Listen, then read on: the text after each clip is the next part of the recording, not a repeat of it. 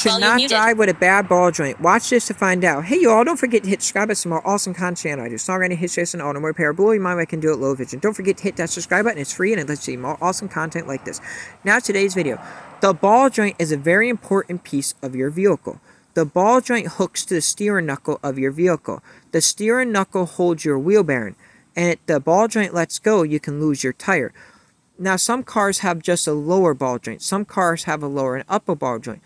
But most cars now, they have a lower ball joint and the strut tower pole hooks to the steering knuckle too by a bolt. But when the ball joint lets go, the tire can curve and go like partly under your vehicle and can cause major damage and cause you to lose control and go off the road. I do not recommend driving a vehicle with a bad ball joint.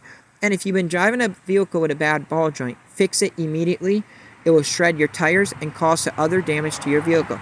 And if your mechanic says your boot is ripped on your ball joint, it's just as cheap to buy a new ball joint and replace the whole thing because damage already could have happened the inside.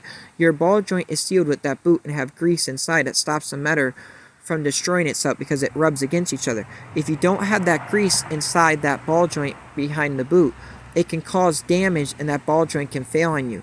So I suggest if you have a bad boot on your ball joint, change the whole ball joint. Ball joints are not that expensive and it's a major part of your vehicle with safety. The ball joint does multi things at once.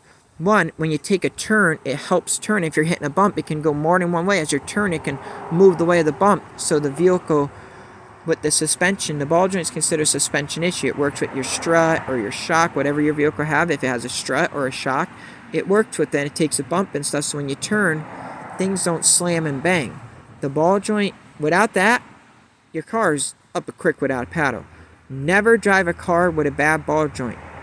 It's very dangerous and I do not recommend it. Get a 95 in automotive school like I did. I do not recommend driving a car with a bad ball joint. You can ask any mechanic, they will tell you that too. I look forward to seeing you in the next video. Don't forget to hit that subscribe button, you all. Peace. Video.